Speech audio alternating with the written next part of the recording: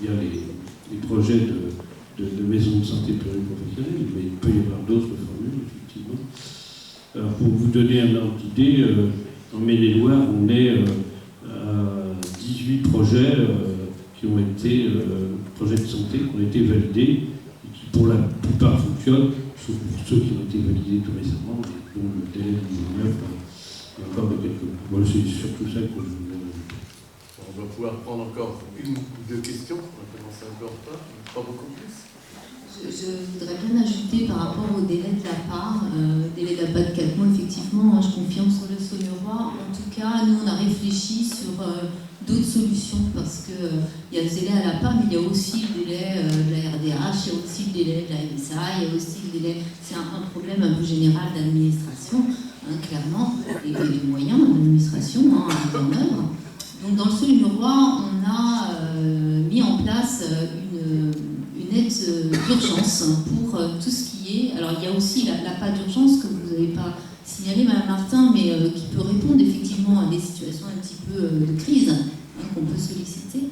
Donc, nous, on a mis en place une aide d'urgence. Donc, ce sont des services à domicile qui interviennent quand il y a un peu urgence, qu'il n'y a plus de finances, qu'on est vraiment... Enfin, voilà, qu'il y a vraiment une difficulté.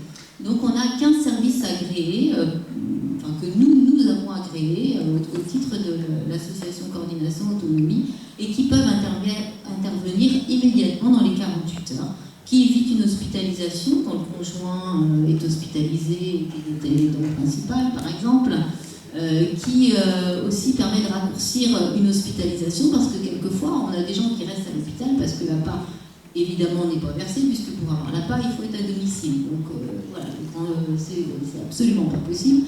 Donc on a mis en place ce système qui est valable très peu de temps, donc c'est tout le monde au même tarif. On a accordé toutes les aides à domicile au même tarif, comme ça c'est très clair. Et puis ce service reste 3 semaines, 1 mois maximum, parce qu'on trouve une solution derrière de relais plus rapide sur le terrain. Grâce à l'assistante sociale qui se démène pour trouver des solutions, on trouve des solutions. Donc effectivement, en innovation, il y a des choses à faire, on peut faire des choses.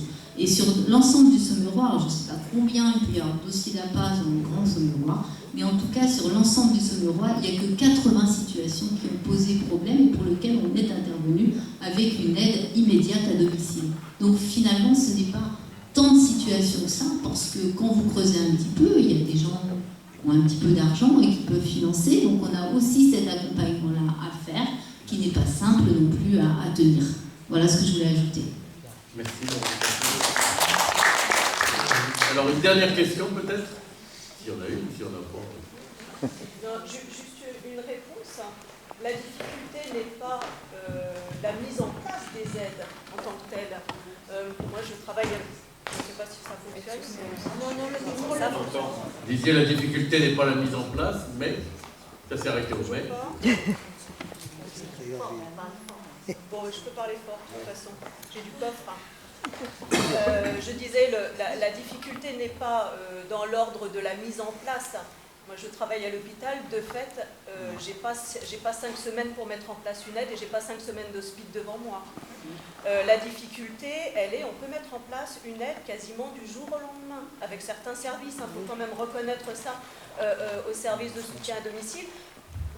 J'en profite pour dire que c'est un petit peu plus compliqué pour les SIAD. On a des blocages de sortie, des situations dites bloquantes, parce qu'effectivement, en termes de SIAD, on est souvent sur liste d'attente.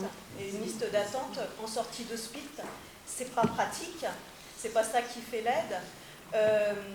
C'est plus les aspects financiers, effectivement. Après, on arrive, une partie de notre travail, c'est aussi d'aller sur les ressources et sur ce qui est possible par le porte-monnaie et par les avoirs des personnes, on le sait très bien. Mais au-delà de ça, il faut qu'il y ait une prise en charge financière à un moment donné. La RDH, dont vous parliez tout à l'heure, qui est en sortie d'hospitalisation, moi j'ai des situations sur lesquelles 2 mois après, on n'avait toujours pas de réponse. La personne, elle est sortie, alors avec un peu de chance, elle est restée à domicile parce qu'il y a une avance de frais, parce qu'on a négocié des choses avec la famille et on a fait ce travail-là parce que ça fait partie de notre job. Mais 2 mois pour une réponse en sortie d'hospice, c'est pas possible. Alors je veux bien qu'on soit effectivement, on est dans une situation de contrainte financièrement, les uns et les autres.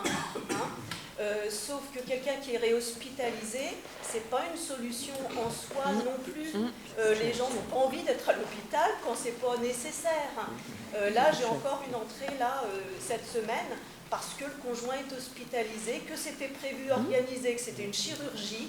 Et pourquoi on doit accueillir son épouse alors qu'elle ne nécessite pas de soins? C'est quelqu'un qui a une maladie neurodégénérative, etc., qui nécessite effectivement, qui ne peut pas rester toute seule à la maison, ou en tout cas pas sans un plan d'aide ou en hébergement temporaire, etc. Mais tout ça sont des choses qui sont non anticipées. Et quand on parle de contraintes financières, je trouve que là, pour le coup, on n'est pas dans la contrainte financière. Il y a une question qui ne se pose pas correctement. Ou une sortie qui peut se faire avec un SIAD quand on n'a pas de place sur le SIAD, ou que le SIAD vient à 17h pour mettre madame en chemise de nuit et la mettre au lit. Je suis désolée, là, ce n'est pas de l'adaptation. Et ce n'est pas faciliter le maintien à domicile. Je le dis de façon peut-être un peu, je grossis le trait, mais c'est aussi une réalité, c'est la réalité qu'on rencontre tous les jours. Voilà. Et puis on est plus à l'époque. Le dispositif que je vous parlais donc, est financé. On est clair. Voilà. Il est financé. Voilà. Cette fois, c'est l'ensemble des assistances sociales nous sollicitent pour ça. Donc merci pour l'innovation et peut-être on peut la partager sur l'ensemble du département. Monsieur Beauchamp qui se couche à 17h. Non, mais je ne proteste pas du tout le manque de place de SIAD, mais effectivement ça fait partie des objectifs. Mais de toute façon, si on renforce, les contraintes financières, si on renforce les SIAD, ce sera par ça sera essentiellement, je vais parler plus fort, par redéploiement d'autres dispositifs. Toujours, ce sera ça, on imagine bien. Après, quand on parle de maintien à domicile, je pense qu'on peut parler de maintien à domicile dans de bonnes conditions et de façon correcte. Et pour moi, mettre quelqu'un au lit à 17 ans, ça me pose souci. Et il y a des plans d'aide qui reposent comme ça sur des familles ou sur de la partie payante, parce qu'on va arriver à avoir l'auxiliaire de vie qui va passer à la place du SIAD. Enfin, il y a des moments où on est quand même dans du montage, pour ne pas dire du bricolage à certains moments.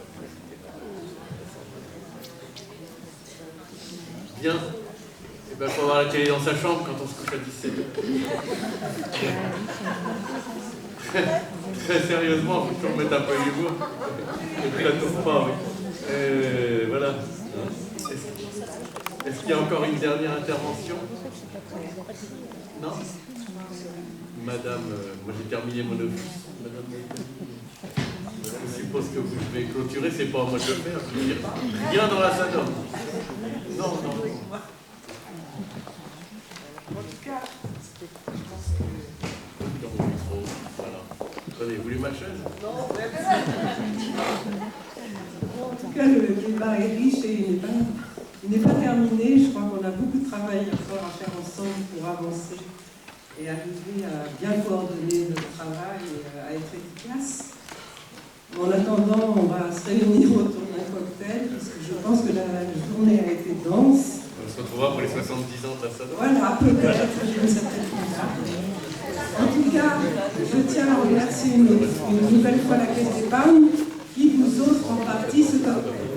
Voilà. Et bien, merci à tous.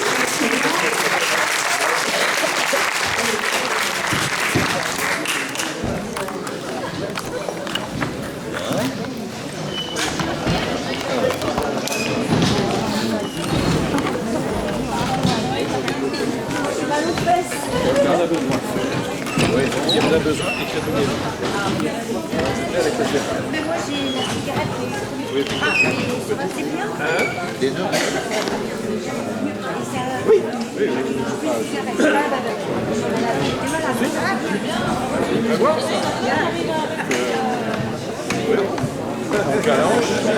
On